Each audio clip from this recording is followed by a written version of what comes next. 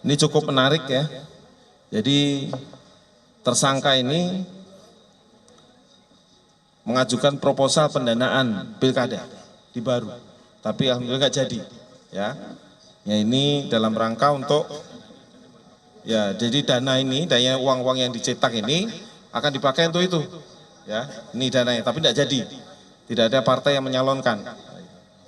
Ya, walaupun dia nanti disebarkan dengan uang palsu supaya bisa memilih yang bersangkutan. Nah, ternyata karena uang palsu jadi tidak jadi.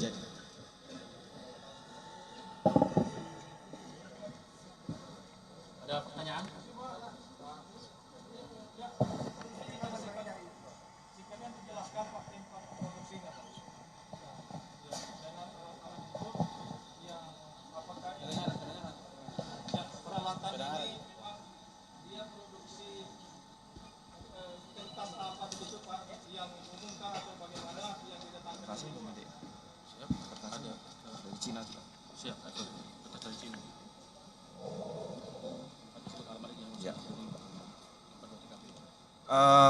Kalau kita lihat dari TKP ya, TKP buat cetak upal.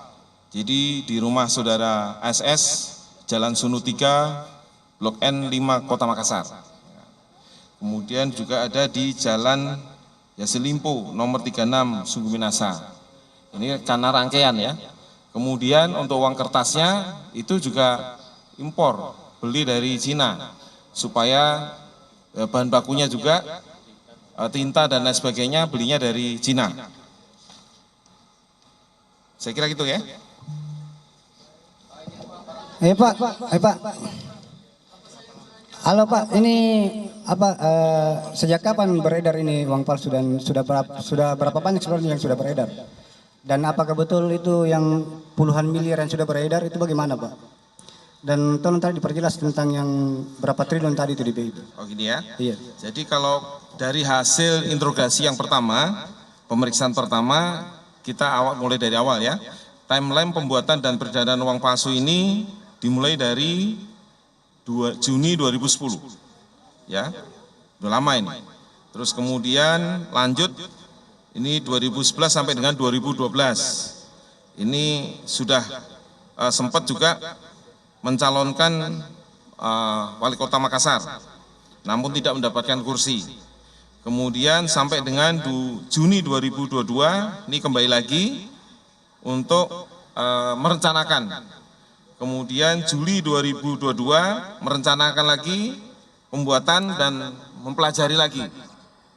Jadi kalau dilihat dari sekarang, perencanaan pembuatan ini dari 2022. Kalau 2010 ini masih taraf pengenalan. Kemudian Oktober 2022 sudah mulai membeli alat cetak dan pemesanan kertas. Kemudian 2024 kemarin bulan Mei sudah mulai produksi. Kemudian sekitar Juni ini sudah ketemu di antara mereka, ya. Kemudian juga ada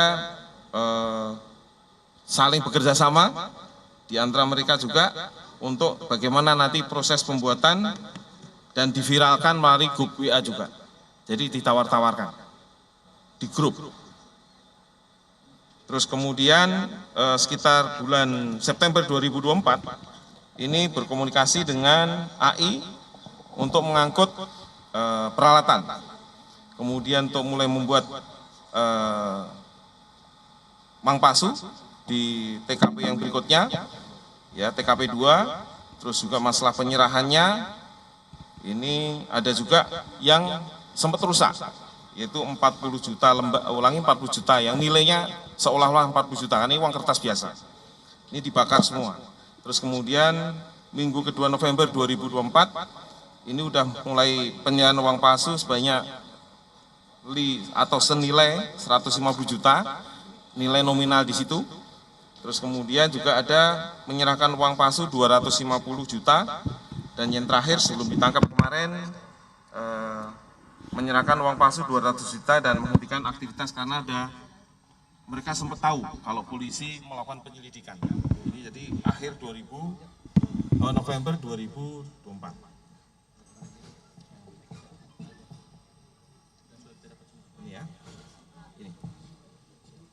Jadi termasuk aliran dana, ya, uang palsu ini, aliran uang ini dari MN ini beredar 150 juta.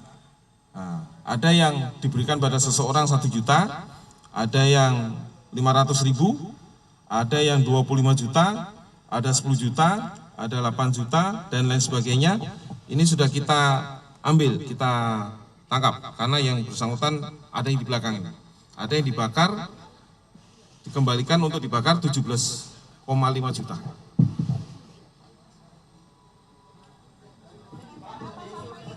Bapak izin, Pak.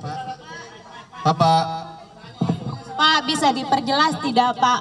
Pak, bisa diperjelas tidak soal keterlibatan kemungkinan guru besar di UIN, karena kan ramai dibicarakan bahwa ada percetakan uang yang didapatkan di perpustakaan UIN. Terus yang kedua ke Pak dari perwakilan BI terkait berapa persen sih kesamaan antara uang palsu ini dan yang uang asli sebenarnya? Bagaimana cara membedakannya misalnya jika sudah beredar di lapangan? Ya, jadi dari hasil pemeriksaan ini memang yang bersangkutan murni pribadi, tidak mengait kepada pihak-pihak lain. Ya, hanya yang bersangkutan memang menggunakan kewenangan dan jabatannya di tempat itu dan tidak kaitan dengan pihak-pihak lain. Itu aja.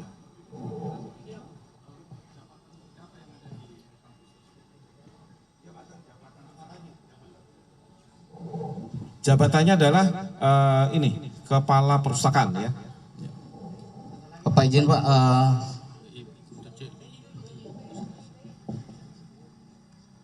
Ya, pertanyaannya berapa persen kemiripan? Ya, kami tidak dalam kapasitas membedakan berapa persen, apakah 50%, 90%, pokoknya beda. Ya, satu aja beda, itu sudah palsu. Ya, yang paling tidak bisa dipalsukan, ya, itu adalah multicolor latent image. Jadi kalau Mbak punya uang 100 ya, bagian depan Mbak ngelihatnya harus miring. Kalau miring itu ada angka 100, itu warnanya merah, kuning, hijau. Ya, kemudian ada juga latent image dan sebagainya dan sebagainya. Itu paling susah dipalsukan. Jadi satu aja nggak sama itu udah palsu. Bahannya itu sudah ketahuan dan hasil cetaknya relatively burem. Gitu. Terima kasih.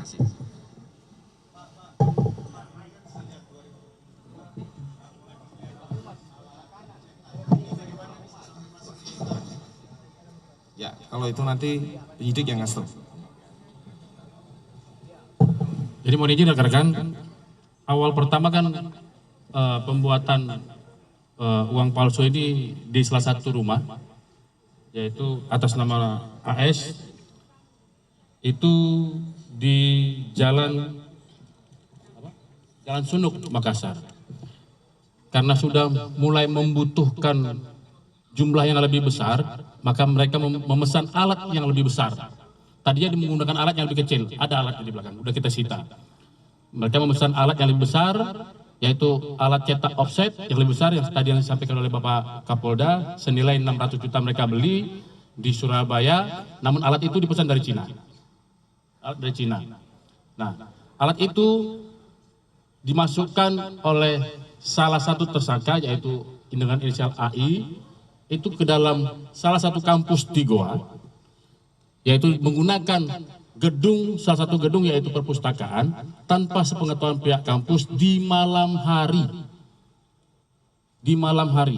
Dan itu coba kami rekonstruksikan kemarin, ya, coba kami rekonstruksikan dengan 25 personil Polri mengangkat alat itu tidak mampu, jadi menggunakan forklift.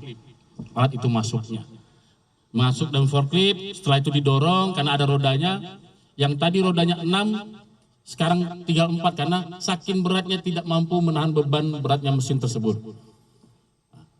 Jadi itulah ceritanya di awal bulan September 2024, TKP 2 mulai dilaksanakan tindak pidana tersebut. Paham ya?